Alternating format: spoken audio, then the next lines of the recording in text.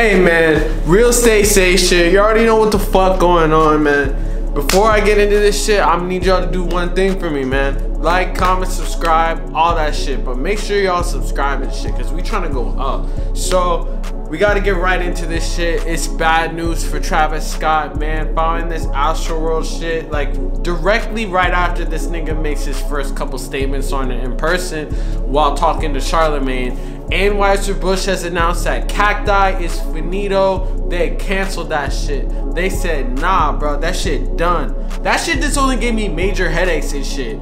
But it's a sad day for Cacti, and he initially kind of was like a trailblazer with the shits. Everyone was buying it. It was everywhere in 7-Eleven. It was like the rise and fall of his career, sort of going through it right now. I mean, he still has hella fans, but it's like his career is definitely on a trajectory down. I mean, he's always gonna have his fan base, but it seems like he's gonna be in like the type of vibe that Tory Lanez is, where he's kind of hated by some group of people and some group of people kind of fucking love him and shit. But it doesn't seem like he's gonna be able to continue these fucking like corporate sponsorships that were making him so much money. And it's definitely fucked. But they announced today that they're fucking discontinuing Cacti. And I feel like it's definitely in the response to the situation that happened in Astroworld. It's definitely because of Travis Scott's conduct and stuff. It's kind of surprising that they did it like recently. I mean, like, I guess maybe sales for it sort of started tanking and they were like, yeah man, we gotta somehow figure this out. But it was lit while it lasted, you know. Like, it was a solid year of people getting drunk, and it was like the thing that people were drinking for like a month. But then that shit was like giving people mad headaches and shit, mad fucking like, I don't even know, like hangovers, had people like genuinely just off the shits. And it was kind of a weird combination because it was tequila and hard seltzer. That shit would get you so fucked up, and then you would just like have like a piercing headache from being dehydrated and shit. It's weird because you're drinking water but you're fucking getting dehydrated, and that shit had me feeling crazy. I'm not even gonna lie.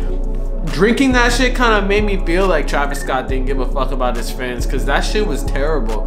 It tasted and it got you fucked up, but the results of how you feel after drinking that shit is terrible. So it's like, I honestly understand that shit should be discontinued in my opinion, but it's just part of the ongoing backlash. Like, we all know that Travis Scott is going through it right now generally. Like, he's probably gonna take lots of L's, and that's like the biggest L that he's taken so far, besides, you know, the fucking $1 billion of lawsuits and shit. But it's just interesting to see that it took so long, because a lot of companies just cut ties with him right away. I don't know if Nike have cut ties with him, but I know that they basically canceled his release that he was about to drop, which is probably the smartest thing. Honestly, Anheuser Busch, I wouldn't be surprised if they partnered with another celebrity or something, but Travis Scott really did. Before this, he had a cult-like fan base, and like people kind of loved him, even though behind the scenes he was kind of known as like a dick and like didn't really care about anyone else but himself.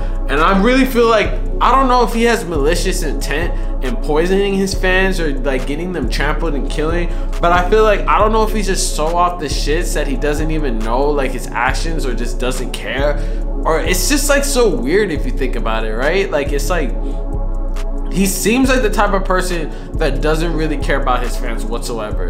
And I feel like he doesn't really care about anyone besides himself. But I don't really, there's very few instances where you kind of see him really doing stuff that doesn't benefit himself. So I guess that's what people come to the conclusion. So it's going to be interesting to see what happens after this with everything. I mean, I just did a video where he talked to Charlemagne for like an hour, and he basically was talking and like, he didn't really apologize for what happened. He kind of just repeated what he said, and said he didn't know, and said he had stuff in his ears and didn't really know.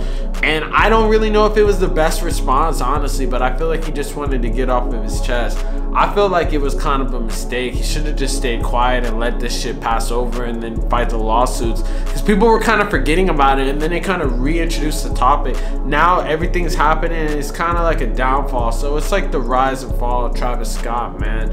And it's definitely, I feel like about time, because I feel like these corporations, they know to pull out of this shit, which is kind of fucked up, because they're making money off the rager lifestyle, and then they're fucking pulling off and saying that that's disassociating with it. So it's like all these people are fucked. It's not saying Anheuser Busch is the good guy, because they're the ones that were promoting this shit in the first place.